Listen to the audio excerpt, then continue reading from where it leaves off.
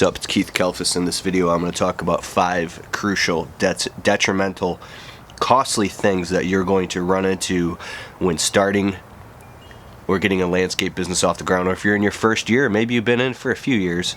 If that's you, this video is definitely for you. You're in the right place. I've got some notes here on my phone, and this is some deep shit. So, you like this type of video? If I cough during the video, I have a cold right now, and I grew up, when I was a boy, I had real bad asthma, and I still kind of have it. And if I get a cold, everybody gets a cold once in a blue moon, but if it goes to my lungs, then I'm screwed, and that's where I'm at right now. So I've been up all night, 2 hours of sleep, coughing my brains out. I'm all doped up on Sudafed. But anyways, just in case here's 5 things to pay attention to in your landscaping business and what they mean. This is some deep irony stuff. I might cuss a little bit in the video, so turn the phone down if you got kids around, and you know that's important to me. But here you go. Step number 1, thing to pay attention to. You're going to have to do counterintuitive things that from the outside make you look like your head is totally up your ass. Like calling the landscape supplier company for materials and canceling an order that you just placed a couple hours ago, and then calling them 30 minutes later and resubmitting the order, and then calling them another half an hour again and canceling the order again. And you can extrapolate the reasons why. If you haven't been in that position where you're frantically calling and reordering and canceling supplies, and a landscape supplier is like, oh my god, this landscaper should not be this guy's a schizophrenic, right? If you haven't been in that position financially, or in a spring cash flow shortage where you've got thousands or tens of thousands of dollars out and you're on a shoestring budget and everybody owes you money and you're freaking out and from the outside you look like your head is totally up your ass, right? But you know what's going on and you can't even explain it to anybody. If you haven't been there, you haven't been in the landscape business. Okay, step number 2. So that's what that means. Number 2 thing to pay attention to, and what this means is you're going to end up having a total meltdown in front of your first few employees. And you're going to lose them because you're under so much pressure that it's leaking out all over the place, etc. Here's a hard lesson learned. Don't bring your problems to work. We all have problems. I'm sure you watching this video right now, if you're not right now, or if you haven't, you will have problems that you will suffer grievously, whether you did something wrong or not. So will the people that work for you. So don't bring your problems to work, and do not tolerate problems at work, personal problems. And don't ever call employees after work to discuss work. If you do this, you will pay through the nose, because you're not paying them to be on call. Save it.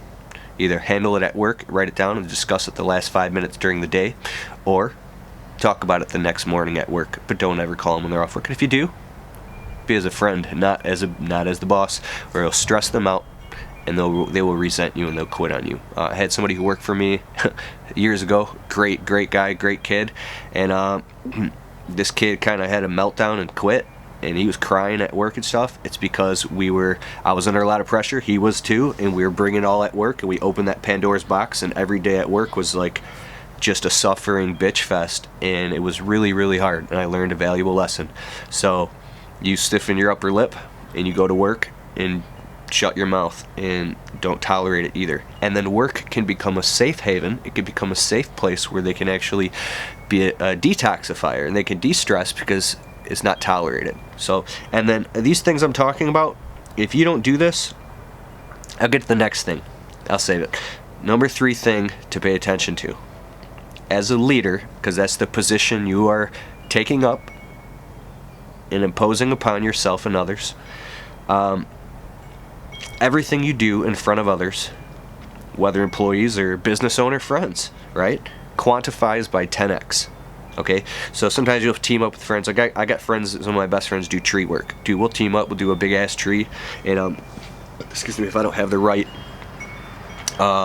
equipment or something, dude, we'll team up, knock down a $3,000 tree and split up all the money and stuff. So teaming up with fellow contractors and showing up late. If you show up late, especially with your crew, you're a dumbass, because now you're rushing around and you're looking like an idiot in front of them, losing respect, and in front of your workers, and you're being exposed. Do not show up late. If you got shit that even keeps you up till 4 o'clock in the morning, or family issues at home, which we all do, just get your ass to that job site on time, or call, do whatever you can. And showing up late and tolerating disrespect, letting others disrespect you in front of others or coworkers or something like that, or not standing up for yourself because you're in fear and neediness, and choosing to act like a bitch will cost you 100-fold. If you act like a bitch, and I have at work, and the reason we do this is not because we're a bitch, it's because we're in fear and we need money.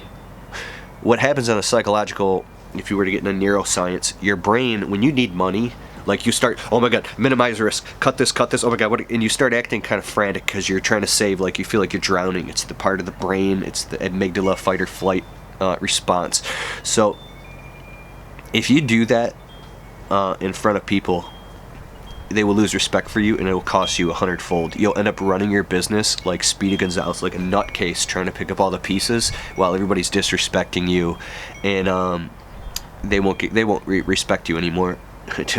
So number 4, so that's what that means. Number 4 thing to pay attention to is your business is a mirror image of what's going on inside of your mind and emotions in real time. If your business is in a constant state of emergency, so too will be your life as a whole. So if you feel like your business is nothing working, oh my god, and it's a mirroring in real time. That's what's so beautiful about having your own business, is because if you're a bitch, it'll be bitching you. And if you stand up and you say, you know what, this is hard right now, and this is falling apart, and oh my god, I look like an idiot, and I'm the biggest piece of shit walking right now. The road to hell is paved with good intentions. You can have the greatest intentions in the world, and you have a plan. Well, guess what? Now shit's a hellfire. We call it a shit show. When everything's falling apart and going to hell in a handbasket, and you're still doing your best, and you have to be the bad guy. Keep your mouth shut. Don't bitch about it. And I refrain. I mean, you can bitch about it to your closest Fab Five. There's 5 people in your life.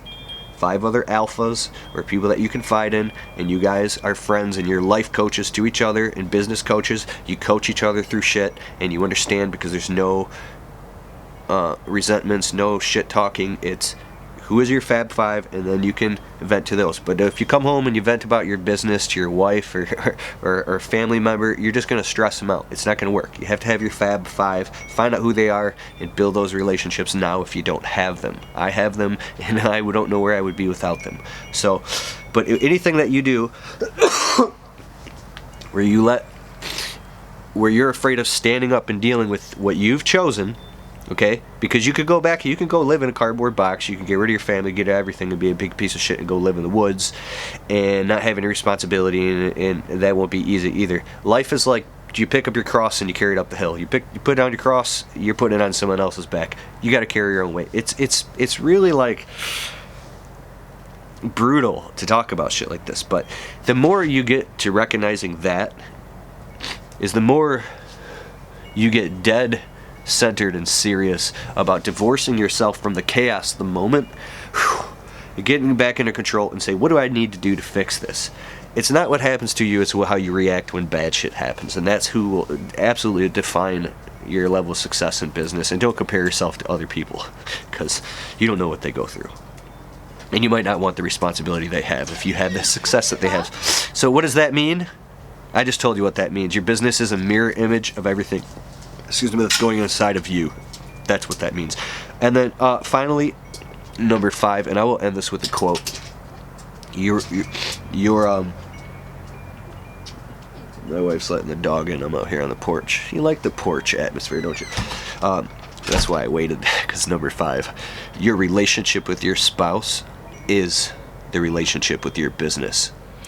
I extrapolated this from David Data's The Way of the Superior Man, amazing book about consciousness and masculine, feminine energies.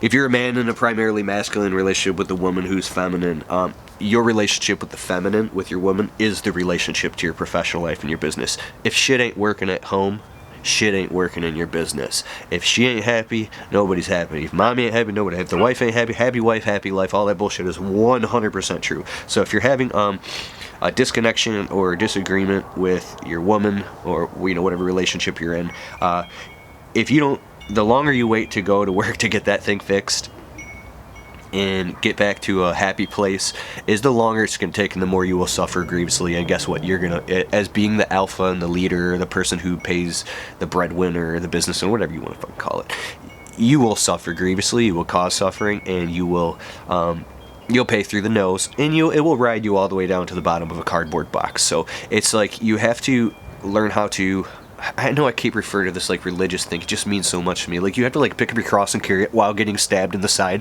and smile.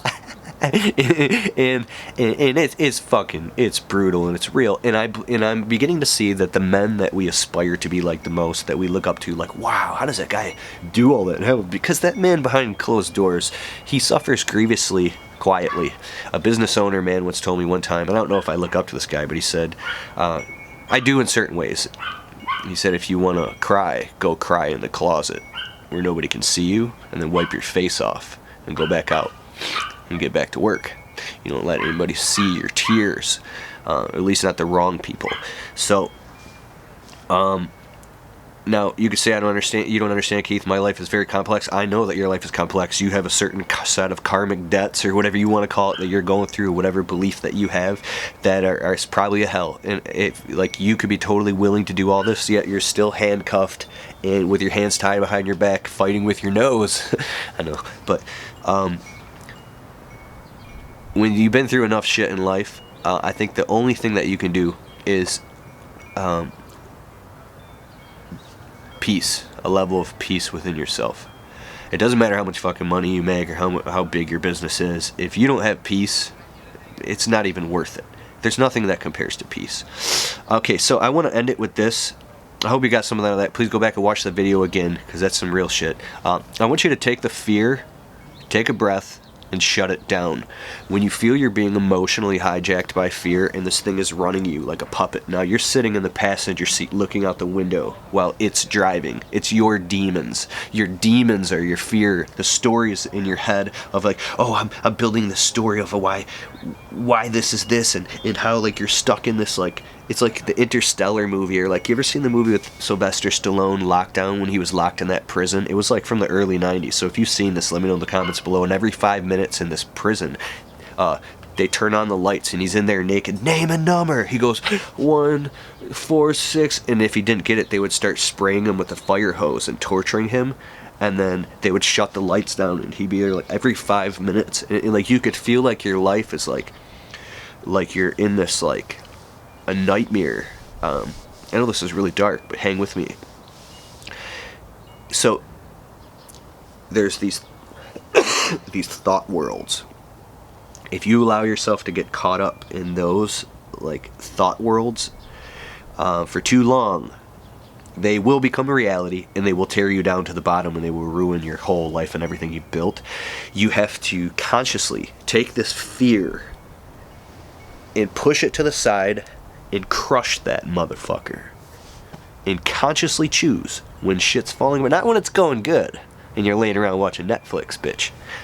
When the shit's falling apart, you have to consciously keep it at bay like this, and still act, even if your arms are tied behind your back, because that is the only option that you have.